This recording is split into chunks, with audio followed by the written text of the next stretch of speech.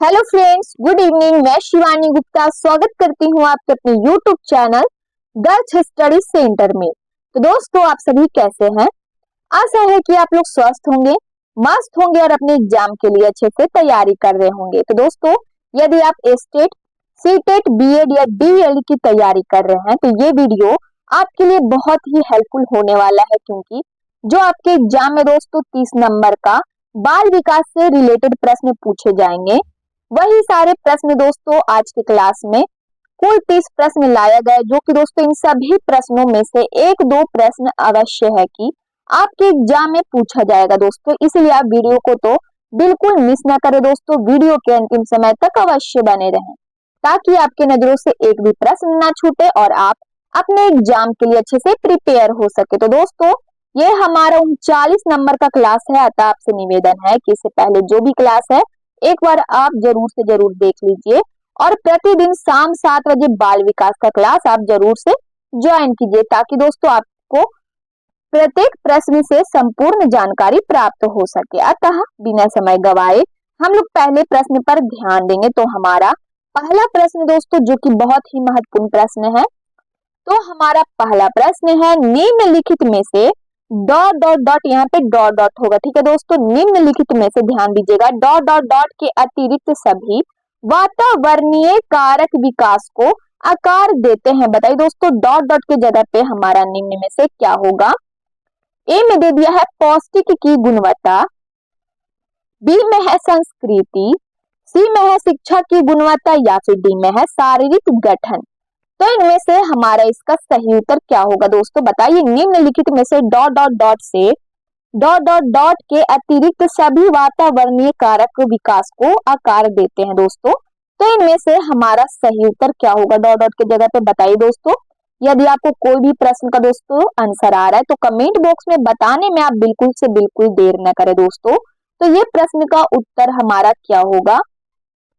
D option दोस्तों, शारीरिक गठन हमारा डी ऑप्शन इस प्रश्न का आंसर हो जाएगा दोस्तों। ध्यान दीजिएगा, निम्नलिखित में से शारीरिक गठन के अतिरिक्त सभी वातावरणीय कारक विकास को आकार देते हैं, हमारा डी ऑप्शन इसका आंसर हो जाएगा। इसी प्रकार अगले प्रश्न पर भी ध्यान देंगे दोस्तों और वीडियो के अंतिम समय तक अवश्य बने रहिए। तो हमारा अगला प्रश्न है, उत्तर बाल्यावस्था में बालक भौतिक वस्तुओं के किस आवश्यक तत्व में परिवर्तन समझने लगता है? बहुत ही महत्वपूर्ण प्रश्न दोस्तों आपके एग्जाम के लिए। तो बताइए, इनमें से हमारा इसका सही आंसर क्या होगा? ए में दे दिया है द्रव्यमान, बी में है दोस्तों ध्यान दीजिएगा द्रव्यमान और संख्या, सी में है संख्या या फिर डी में दोस्तों द्रव्यमान, संख्या और क्षेत्र। तो इनमें से हमारा इसका सही आंसर क्या होगा दोस्तों? बताइए, उत्तर बाल्यावस्था में बालक भौतिक वस्तुओं के किस आवश्यक तत्व में परिवर्तन समझने लगता है दोस्तों? तो इनमें से हमारा इसका सही उत्तर क्या होगा दोस्तों? बताइए, क्योंकि आपके एग्जाम के लिए दोस्तों ये बहुत ही महत्वपूर्ण क्वेश्चन है। तो बताइए, इनमें से हमारा इसका सही उत्तर क्या होगा? डी ऑप्शन दोस्तों, द्रव्यमान, संख्या और क्षेत्र।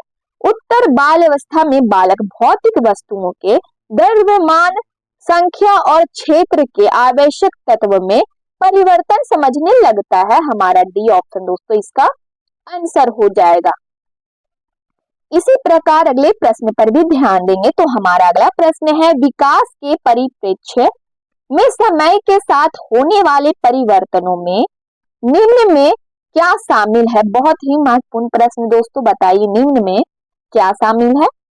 ए में दे दिया है रूप, बी में दोस्तों दर, सी में है अनुक्रम, डी में है ये सभी।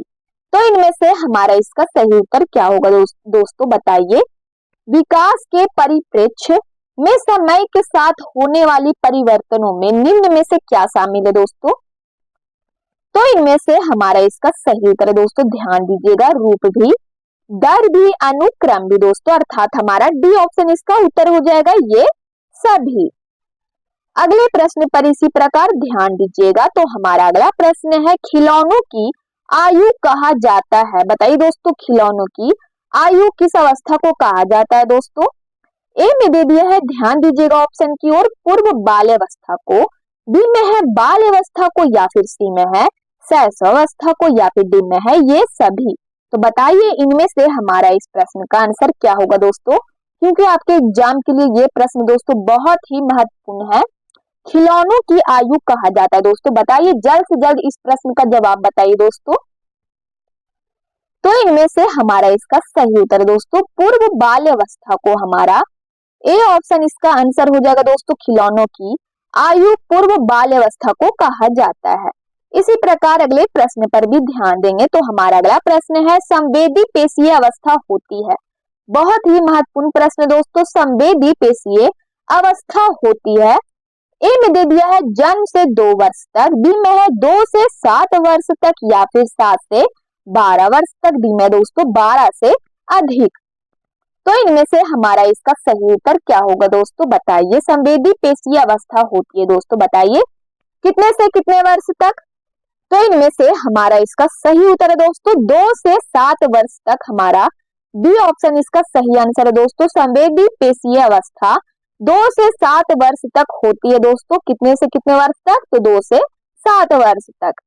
इसी प्रकार अगले प्रश्न पर भी ध्यान देंगे और वीडियो के अंतिम समय तक अवश्य बने रहिए दोस्तों, ताकि आपके नजरों से एक भी प्रश्न ना छूटे और आप अपने एग्जाम के लिए अच्छे से प्रिपेयर हो सके। तो हमारा अगला प्रश्न है बच्चे के संज्ञानात्मक विकास को सबसे अच्छे तरीके से कहां परिभाषित किया जा सकता है। बहुत ही महत्वपूर्ण प्रश्न है दोस्तों। कोशिश कीजिए कि प्रत्येक प्रश्न का जवाब आप अपने कमेंट बॉक्स में बताते रहें। तो हमारा प्रश्न है, ध्यान दीजिएगा, बच्चे के संज्ञानात्मक विकास को सबसे अच्छे तरीके से कहां है जो दोस्तों परिभाषित किया जा सकता है, बताइए। ए में दे दिया है खेल के मैदान में, बी में है विद्यालय एवं कक्षा में, सी में दोस्तों ध्यान दीजिएगा गृह में, या फिर डी में है ऑडिटोरियम में। तो इनमें से हमारा इस प्रश्न का आंसर क्या होगा दोस्तों, बताइए। बच्चों के संज्ञानात्मक विकास को सबसे अच्छे तरीके से कहां परिभाषित किया जा सकता है दोस्तों। तो इनमें से हमारा इसका सही उत्तर है, ध्यान दीजिएगा, बच्चे के संज्ञानात्मक विकास को सबसे अच्छे तरीके से कहां परिभाषित किया जा सकता है। तो इनमें से हमारा इसका सही उत्तर है दोस्तों विद्यालय एवं कक्षा में। हमारा बी ऑप्शन इसका आंसर हो जाएगा दोस्तों। बच्चे के संज्ञानात्मक विकास को सबसे अच्छे तरीके से विद्यालय एवं कक्षा में परिभाषित किया जा सकता है। हमारा बी ऑप्शन इसका आंसर हो जाएगा। इसी प्रकार अगले प्रश्न पर भी ध्यान देंगे। तो हमारा अगला प्रश्न है, निम्न में से कौन पियाजे के अनुसार बौद्धिक विकास का निर्धारक तत्व नहीं है। बहुत ही महत्वपूर्ण प्रश्न है दोस्तों, ध्यान दीजिएगा प्रश्न की ओर। निम्न में से कौन पियाजे के अनुसार दोस्तों बौद्धिक विकास का निर्धारक तत्व नहीं है। तो इनमें से हमारा इसका सही उत्तर क्या होगा दोस्तों, बताइए। ए में दे दिया है सामाजिक संचरण, या फिर दोस्तों बी में है अनुभव, सी में है संतुलीकरण, डी में है इनमें से कोई नहीं। तो इनमें से हमारा इसका सही उत्तर क्या होगा दोस्तों, बताइए। निम्न में से कौन पियाजे के अनुसार बौद्धिक विकास का निर्धारक तत्व नहीं है दोस्तों। तो इनमें से हमारा इसका सही उत्तर हो जाएगा, ध्यान दीजिएगा, सामाजिक संचरण। हमारा ये ऑप्शन दोस्तों इस प्रश्न का आंसर हो जाएगा। निम्न में से कौन पियाजे के अनुसार बौद्धिक विकास का निर्धारक तत्व नहीं है दोस्तों, तो सामाजिक संचरण। अगले प्रश्न पर इसी प्रकार ध्यान देंगे। तो हमारा अगला प्रश्न है, निम्नलिखित में से किस अवस्था में बच्चे अपने समवयस्क समूह के सक्रिय सदस्य हो जाते हैं। बहुत ही महत्वपूर्ण प्रश्न है दोस्तों, और कई बार इस प्रश्न का दोस्तों आंसर मैं बता चुकी हूं। तो इनमें से हमारा इसका सही उत्तर क्या होगा, निम्नलिखित में से किस अवस्था में बच्चे अपने समवयस्क समूह के सक्रिय सदस्य हो जाते हैं दोस्तों। ए में दे दिया है, ध्यान दीजिएगा ऑप्शन की ओर, किशोरावस्था, बी में है प्रौढ़ावस्था, सी में है पूर्व बाल्यावस्था, या फिर सी डी में दोस्तों बाल्यावस्था। तो इनमें से हमारा इसका सही उत्तर क्या होगा दोस्तों, बताइए। इस प्रश्न का दोस्तों जवाब वही व्यक्ति दे सकते हैं जो प्रतिदिन शाम 7 बजे बाल विकास का क्लास जरूर से ज्वाइन करते हैं, वही व्यक्ति इस प्रश्न का जवाब बता सकते हैं। तो इनमें से हमारा इसका सही उत्तर क्या होगा, बताइए। निम्नलिखित में से किस अवस्था में बच्चे अपने समवयस्क समूह के सक्रिय सदस्य बन जाते हैं। तो इनमें से हमारा इसका सही उत्तर दोस्तों किशोरावस्था में। हमारा ए ऑप्शन इसका आंसर हो जाएगा। इसी प्रकार अगले प्रश्न पर भी ध्यान देंगे। तो हमारा अगला प्रश्न है, ध्यान दीजिएगा, विकास कभी न समाप्त होने वाली प्रक्रिया है, यह विचार किससे संबंधित है? बताइए दोस्तों, विचार कभी न समाप्त होने वाली प्रक्रिया है, यह विचार किससे संबंधित है दोस्तों? ए में दे दिया है अंतः संबंध का सिद्धांत से, बी में है निरंतरता का सिद्धांत से, सी में है एकीकरण का सिद्धांत, डी में है अंतः क्रिया का सिद्धांत। तो इनमें से हमारा इसका सही आंसर क्या होगा? विकास कभी ना समाप्त होने वाली प्रक्रिया है, यह विचार निरंतरता का सिद्धांत से संबंधित है दोस्तों। हमारा बी ऑप्शन इसका आंसर हो जाएगा। इसी प्रकार अगले प्रश्न पर भी ध्यान देंगे। तो हमारा अगला प्रश्न है, बच्चों में बौद्धिक विकास की 4 विशिष्ट अवस्थाओं की पहचान की गई। बताइए दोस्तों, किसके द्वारा? बहुत ही महत्वपूर्ण प्रश्न है आपके एग्जाम के लिए।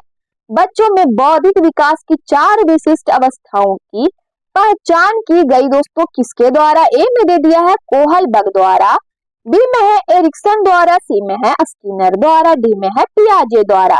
तो इनमें से हमारा इसका सही आंसर क्या होगा दोस्तों? बताइए, किसके द्वारा बच्चों में बौद्धिक विकास की 4 विशिष्ट अवस्थाओं की पहचान की गई है? तो इनमें से हमारा इसका सही उत्तर है दोस्तों, ध्यान दीजिएगा, पियाजे द्वारा। हमारा डी ऑप्शन इसका आंसर हो जाएगा दोस्तों। पियाजे द्वारा बच्चों में बौद्धिक विकास का 4 विशिष्ट अवस्थाओं की पहचान की गई। हमारा डी ऑप्शन इस प्रश्न का आंसर हो जाएगा। इसी प्रकार अगले प्रश्न पर भी ध्यान देंगे। पियाजे के अनुसार निम्नलिखित में से कौन सी अवस्था है जिसमें बच्चा अमूर्त संकल्पनाओं के विषय में तार्किक चिंतन करना प्रारंभ यानी आरंभ करता है? तो बताइए, ए में दे दिया है मूर्त संक्रियात्मक अवस्था में, या फिर दोस्तों बी में है औपचारिक संक्रियात्मक अवस्था, सी में है संवेदी प्रेरक अवस्था में, डी में है, ध्यान दीजिएगा, पूर्व संक्रियात्मक अवस्था। तो इनमें से हमारा इसका सही उत्तर क्या होगा दोस्तों? बताइए, पियाजे के अनुसार निम्नलिखित में से कौन सी अवस्था में दोस्तों, कौन सी अवस्था है इनमें से जो कि जिसमें बच्चा अमूर्त संकल्पनाओं के विषय में तार्किक चिंतन करना आरंभ करता है? तो इनमें से हमारा इसका सही उत्तर है दोस्तों, ध्यान दीजिएगा, औपचारिक संक्रियात्मक अवस्था में। हमारा बी ऑप्शन इस प्रश्न का आंसर हो जाएगा दोस्तों। पियाजे के अनुसार औपचारिक संक्रियात्मक अवस्था में जिसमें बच्चा अमूर्त संकल्पनाओं के विषय में तार्किक चिंतन करना आरंभ कर देता है। तो हमारा दोस्तों बी ऑप्शन इस प्रश्न का आंसर हो जाएगा। पियाजे के अनुसार औपचारिक संक्रियात्मक अवस्था है जिसमें बच्चा अमूर्त संकल्पनाओं के विषय में तार्किक चिंतन करना आरंभ करता है। हमारा बी ऑप्शन इसका आंसर हो जाएगा।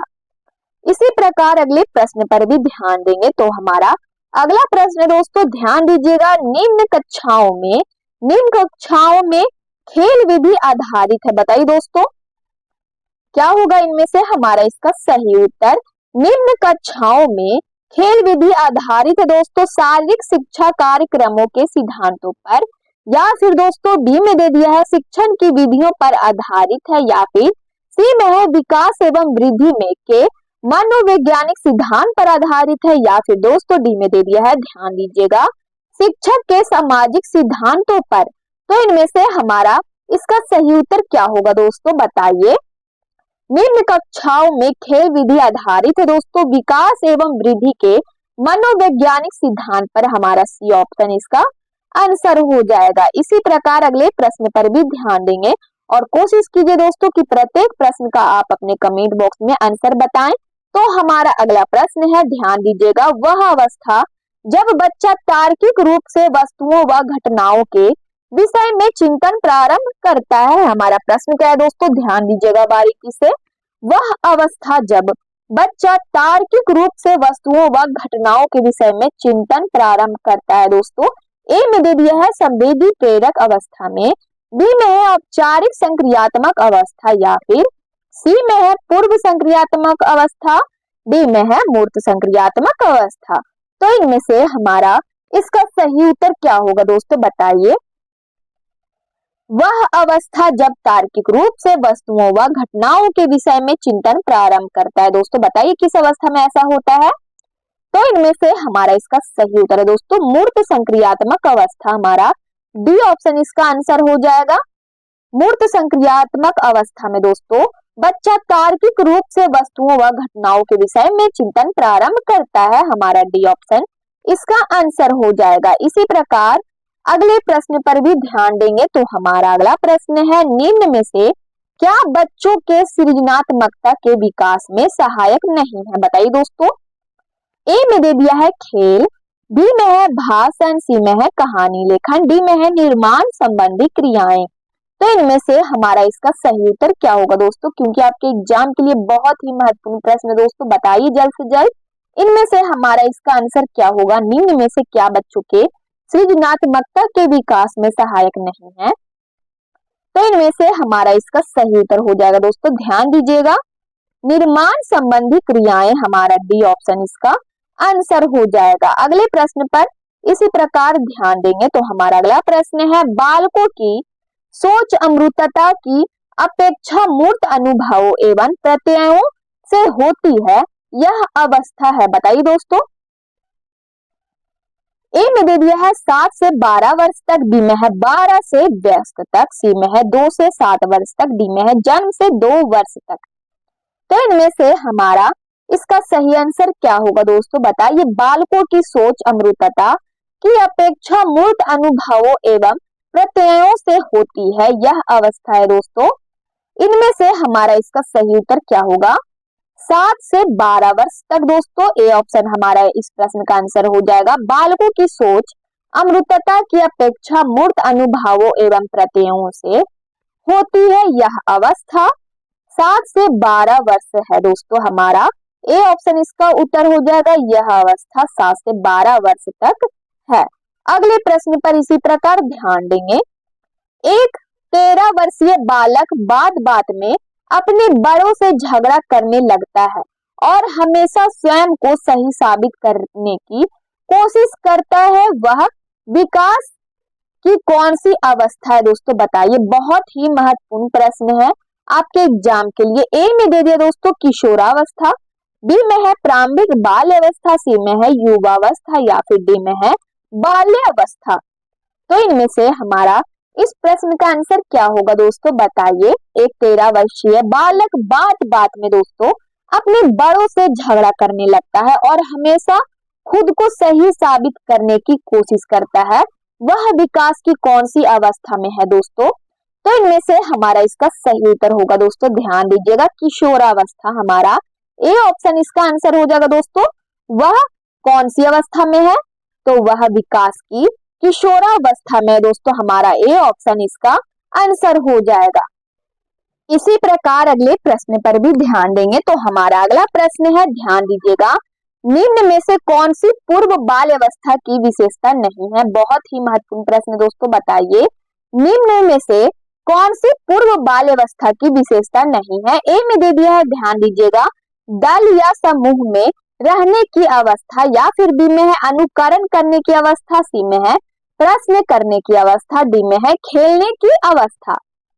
तो इनमें से हमारा इसका सही उत्तर क्या होगा दोस्तों, बताइए। निम्न में से कौन सी पूर्व बाल्यावस्था की विशेषता नहीं है?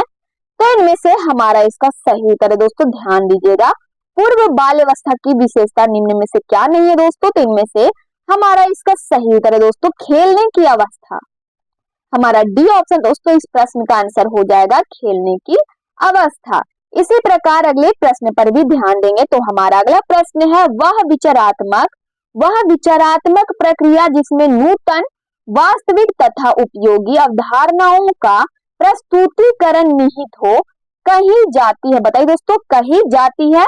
ए में दे दिया है रचनात्मकता कही जाती है, बी में है अभिनव, सी में है दोस्तों बुद्धिमत्ता, डी में है नव विचार। तो इनमें से हमारा इस प्रश्न का आंसर क्या होगा दोस्तों, बताइए। वह विचारात्मक प्रक्रिया जिसमें नूतन वास्तविक तथा उपयोगी अवधारणाओं का प्रस्तुतिकरण निहित हो, क्या कहलाता है दोस्तों? तो इनमें से हमारा इसका सही उत्तर दोस्तों रचनात्मकता कही जाती है। हमारा ए ऑप्शन इस प्रश्न का आंसर हो जाएगा दोस्तों, रचनात्मकता। रचनात्मकता हमारा ए ऑप्शन इस प्रश्न का आंसर हो जाएगा। इसी प्रकार अगले प्रश्न पर भी ध्यान देंगे तो हमारा अगला प्रश्न है, ध्यान दीजिएगा, पियाजे के अनुसार संज्ञानात्मक विकास के किस चरण पर बच्चा वस्तु अस्थायित्व को प्रदर्शित करता है? दोस्तों बताइए। ए में दे दिया है मूर्त संक्रियात्मक चरण, बी में है औपचारिक संक्रियात्मक चरण में, या फिर सी में है संवेदी प्रेरक चरण, डी में है पूर्व संक्रियात्मक चरण। तो इनमें से हमारा इसका सही आंसर क्या होगा दोस्तों बताइए। पियाजे के अनुसार संज्ञानात्मक विकास के किस चरण पर बच्चा वस्तु अस्थायित्व को प्रदर्शित करता है? तो इनमें से हमारा इसका सही आंसर हो जाएगा दोस्तों, ध्यान दीजिएगा, पूर्व संक्रियात्मक चरण। हमारा डी ऑप्शन इसका आंसर हो जाएगा दोस्तों। पियाजे के अनुसार संज्ञानात्मक विकास के पूर्व संक्रियात्मक चरण पर बच्चा वस्तु अस्थायित्व को प्रदर्शित करता है। हमारे अगले प्रश्न पर भी ध्यान देंगे दोस्तों। तो हमारा अगला प्रश्न है, ध्यान दीजिएगा बारीकी से, एक अच्छी पाठ्य पुस्तक बताती है। हमारा प्रश्न क्या है दोस्तों, एक अच्छी पाठ्य पुस्तक बताती है, हमारा यहाँ पे होगा, ठीक है, बताती। एक अच्छी पाठ्य पुस्तक बताती है। ए में दे दिया है लैंगिक समानता को, बी में है सामाजिक उत्तरदायित्व को, सी में है लैंगिक पूर्वाग्रह को, या फिर डी में है लैंगिक संवेदनशीलता को। तो इनमें से हमारा इस प्रश्न का आंसर क्या होगा दोस्तों बताइए। एक अच्छी पाठ्य पुस्तक क्या बताती है? तो इनमें से हमारा इसका सही उत्तर क्या होगा दोस्तों बताइए। यदि आपको कोई भी प्रश्न का दोस्तों उत्तर आ रहा है तो कमेंट बॉक्स में दोस्तों जल्दी से जल्दी बताइए। तो इस प्रश्न का हमारा आंसर क्या होगा? सी ऑप्शन हमारा इसका उत्तर हो जाएगा दोस्तों, लैंगिक पूर्वाग्रह को बताती है दोस्तों। सी ऑप्शन हमारा इसका आंसर हो जाएगा। एक अच्छी पाठ्य पुस्तक लैंगिक पूर्वाग्रह को बताती है।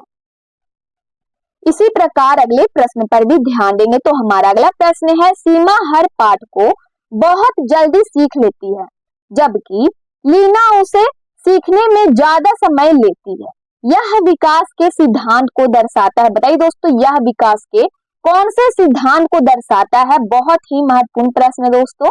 ए में दे दिया है, ध्यान दीजिएगा ऑप्शन की ओर, वैयक्तिक सिद्धांत, बी में है अंतः संबंध, सी में है निरंतरता, सी में है सामान्य से विशिष्ट की ओर। तो इनमें से हमारा इसका सही उत्तर क्या होगा दोस्तों बताइए। सीमा हर पाठ को बहुत जल्दी सीख लेती है जबकि लीना उसे सीखने में ज्यादा समय लेती है, यह विकास के सिद्धांत को दर्शाता है दोस्तों। तो इनमें से हमारा इसका सही उत्तर क्या होगा दोस्तों बताइए। वैयक्तिक सिद्धांत को दर्शाता है, हमारा ये ऑप्शन इसका आंसर हो जाएगा दोस्तों, वैयक्तिक सिद्धांत। सीमा हर पाठ को बहुत जल्दी सीख लेती है जबकि लीना उसे सीखने में ज्यादा समय लेती है, यह विकास के वैयक्तिक सिद्धांत को दर्शाता है। इसी प्रकार अगले प्रश्न पर भी ध्यान देंगे और वीडियो के अंतिम समय तक अवश्य बने रहिए दोस्तों। तो हमारा अगला प्रश्न है, एक व्यक्ति अपने समकक्ष व्यक्तियों के समूह के प्रति आक्रामक व्यवहार करता है और विद्यालय के मानदंडों को नहीं मानता। इस विद्यार्थी को यहाँ पे डॉट डॉट होगा दोस्तों, ठीक है। इस विद्यार्थी को डॉट डॉट में सहायता की आवश्यकता है, ठीक है दोस्तों। इस विद्यार्थी को यहाँ पे डॉट डॉट होगा, ठीक है दोस्तों।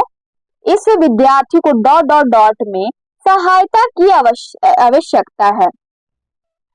तो डॉट डॉट की जगह पे हमारा इनमें से क्या होगा? ए में दे दिया भावात्मक क्षेत्र की सहायता है, या फिर दोस्तों बी में है उच्च स्तरीय चिंतन कौशल में सहायता की आवश्यकता है, या फिर दोस्तों सी में दे दिया है संज्ञानात्मक क्षेत्र, डी में है मनोगत्यात्मक क्षेत्र।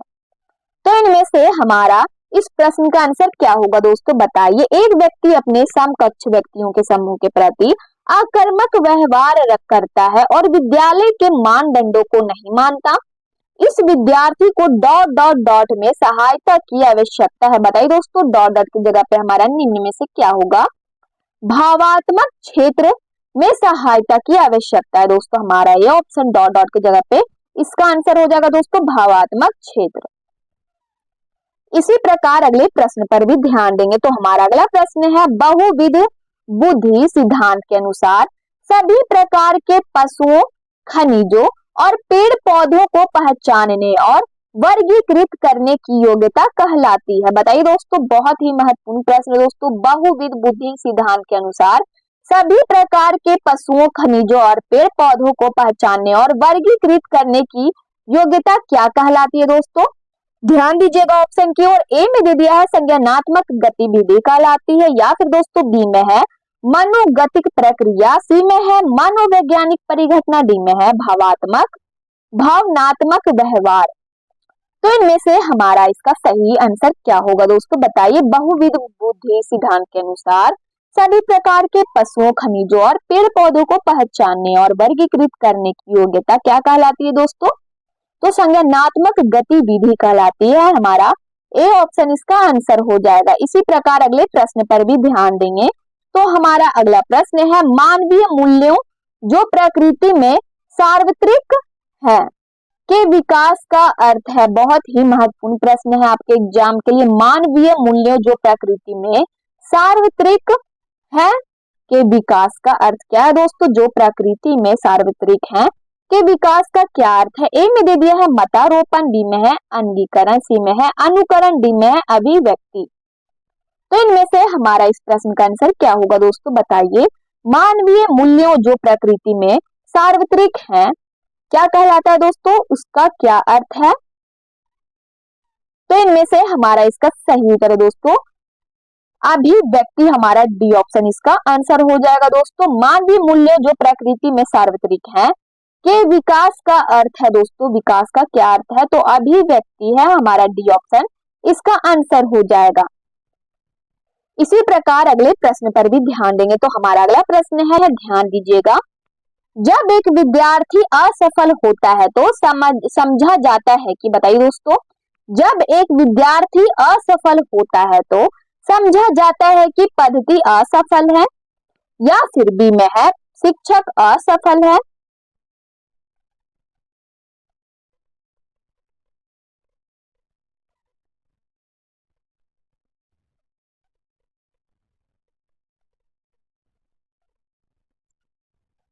इसी प्रकार अगले प्रश्न पर भी ध्यान देंगे। तो हमारा अगला प्रश्न है दोस्तों, जब एक विद्यार्थी असफल होता है तो समझा जाता है कि पद्धति असफल है, या फिर बी में है शिक्षक असफल है, सी में है पाठ्य पुस्तकें असफल है, या फिर डी में है यह व्यक्तिक असफलता है। तो इनमें से हमारा इस प्रश्न का आंसर क्या होगा दोस्तों, बताइए। इस प्रश्न का दोस्तों जल्द से जल्द आप अपने कमेंट बॉक्स में बताइए, क्योंकि दोस्तों ये आपके एग्जाम के लिए बहुत ही महत्वपूर्ण प्रश्न है दोस्तों। जब एक विद्यार्थी असफल होता है तो समझा जाता है कि, बताइए दोस्तों, क्या समझा जाता है। तो इनमें से हमारा इस प्रश्न का सही आंसर है दोस्तों, ध्यान दीजिएगा, यह व्यक्तिक असफलता है। हमारा डी ऑप्शन इसका आंसर हो जाएगा। ठीक है दोस्तों, इसी प्रकार अगले प्रश्न पर भी ध्यान देंगे। तो हमारा अगला प्रश्न है, मैकडूगल के अनुसार मूल प्रवृत्ति यानी जिज्ञासा का संबंध कौन संवेग से। दोस्तों बहुत ही महत्वपूर्ण प्रश्न है। मैकडूगल के अनुसार मूल प्रवृत्ति यानी जिज्ञासा का संबंध कौन से संवेग से दोस्तों। ए में दे दिया है, ध्यान दीजिएगा, भय, बी में है घृणा, सी में है आश्चर्य, डी में है भूख। तो इनमें से हमारा इस प्रश्न का सही आंसर क्या होगा दोस्तों, बताइए। मैकडूगल के अनुसार मूल प्रवृत्ति यानी जिज्ञासा का संबंध कौन से संवेग से दोस्तों, तो इनमें से हमारा इसका सही उत्तर हो जाएगा दोस्तों, ध्यान दीजिएगा, आश्चर्य से। हमारा सी ऑप्शन इसका आंसर हो जाएगा दोस्तों। मैकडूगल के अनुसार मूल प्रवृत्ति यानी जिज्ञासा का संबंध आश्चर्य के संवेग से है दोस्तों। कौन से संवेग से है, तो आश्चर्य से। इसी प्रकार अगले प्रश्न पर भी ध्यान देंगे। तो हमारा अगला प्रश्न है, दूसरे वर्ष के अंत तक शिशु का शब्द भंडार हो जाता है। बताइए दोस्तों, बहुत ही महत्वपूर्ण प्रश्न है। दूसरे वर्ष के अंत तक शिशु का शब्द भंडार हो जाता है, बताइए। ए में दे दिया है, ध्यान दीजिएगा, 100 शब्द, बी में है 60 शब्द का भंडार हो जाता है, या फिर सी में है 50 शब्द, डी में है 10 शब्द। तो इनमें से हमारा इसका सही आंसर क्या होगा दोस्तों। बहुत ही महत्वपूर्ण प्रश्न दोस्तों, आपके एग्जाम में पूछा गया प्रश्न है दोस्तों। तो इनमें से हमारा इसका सही आंसर क्या होगा, 100 शब्द। हमारा ए ऑप्शन इसका आंसर हो जाएगा दोस्तों। दूसरे वर्ष के अंत तक शिशु का शब्द भंडार हो जाता है, कितना दोस्तों, तो 100 शब्द का भंडार हो जाता है। ठीक है, कितने शब्द का, तो 100 शब्द का। अगले प्रश्न पर इसी प्रकार ध्यान देंगे। प्रतिबिंब, अवधारणा, प्रतीक एवं संकेत भाषा, शारीरिक क्रिया और मानसिक क्रिया के अंतर्निहित है। मानसिक क्रिया अंतर्निहित है। बताइए दोस्तों किसके? अनुकूलन के। अनुकूलन या फिर दोस्तों बी में है प्रेरक पेशी विकास के, सी में है समस्या समाधान, डी में है विचारात्मक प्रक्रिया के। तो इनमें से हमारा इस प्रश्न का आंसर क्या होगा दोस्तों बताइए। डी ऑप्शन हमारा इस प्रश्न का आंसर हो जाएगा दोस्तों। ध्यान दीजिएगा, विचारात्मक प्रक्रिया के अंतर्निहित है हमारा डी ऑप्शन इसका आंसर हो जाएगा। इसी प्रकार अगले प्रश्न पर भी ध्यान देंगे। तो हमारा अगला प्रश्न है दोस्तों, ध्यान दीजिएगा, वह प्रक्रिया जिसके द्वारा माता पिता यह अनुमान लगाते हैं कि उनके बच्चे में सभी सकारात्मक गुण है क्योंकि एक गुण सकारात्मक है, कहलाता है। दोस्तों बताइए क्या कहलाता है? ए में दे दिया है परिवेश का प्रभाव कहलाता है, या फिर बी में दे दिया दोस्तों हावथोर्न का प्रभाव, सी में है प्रभाव का नियम, डी में है प्रतिलोम परिवेश का नियम। तो इनमें से हमारा इस प्रश्न का सही आंसर क्या होगा दोस्तों बताइए। वह प्रक्रिया जिसके द्वारा माता पिता यह अनुमान लगाते हैं कि उनके बच्चे में सभी सकारात्मक गुण है क्योंकि एक गुण सकारात्मक है, क्या कहलाता है? तो इनमें से हमारा इसका सही उत्तर दोस्तों परिवेश का प्रभाव कहलाता है। हमारा ये ऑप्शन इस प्रश्न का आंसर हो जाएगा। इसी प्रकार अगले प्रश्न पर भी ध्यान देंगे। तो हमारा अगला प्रश्न है, निम्नलिखित में से कौन सा असतत चर का उदाहरण नहीं है? बताइए दोस्तों, बहुत ही महत्वपूर्ण प्रश्न है। निम्नलिखित में से कौन सा असतत चर का उदाहरण नहीं है? ए में दे दिया है आयु, बी में है लिंग, सी में है वैवाहिक, या फिर डी में है आवासीय स्थान। तो इनमें से हमारा इस प्रश्न का आंसर क्या होगा दोस्तों बताइए। निम्नलिखित में से कौन सा असतत चरण का उदाहरण नहीं है दोस्तों? तो इनमें से हमारा इसका सही उत्तर है दोस्तों आयु। हमारा ए ऑप्शन इसका आंसर हो जाएगा। तो दोस्तों ये हमारा आज के बाल विकास का आज के क्लास का दोस्तों लास्ट प्रश्न था। यदि आप चैनल को पहली बार विजिट कर रहे हैं तो चैनल को बस सब्सक्राइब कर ले, बेल आइकन को ऑल में प्रेस कर ले दोस्तों, और वीडियो को लाइक करना ना भूले, अपने स्टडी ग्रुप में जरूर से शेयर कर ले। कमेंट बॉक्स में आप लोग अपनी प्रतिक्रिया देते रहते हैं, इसके लिए दिल से धन्यवाद दोस्तों। यदि आपको बाल विकास का पीडीएफ चाहिए दोस्तों तो दिए गए नंबर पर व्हाट्सएप करें और आपको महाराज सर के द्वारा दोस्तों पीडीएफ प्रोवाइड करा दिया जाएगा। तब तक के लिए मिलते हैं नेक्स्ट वीडियो में। जय हिंद, जय भारत।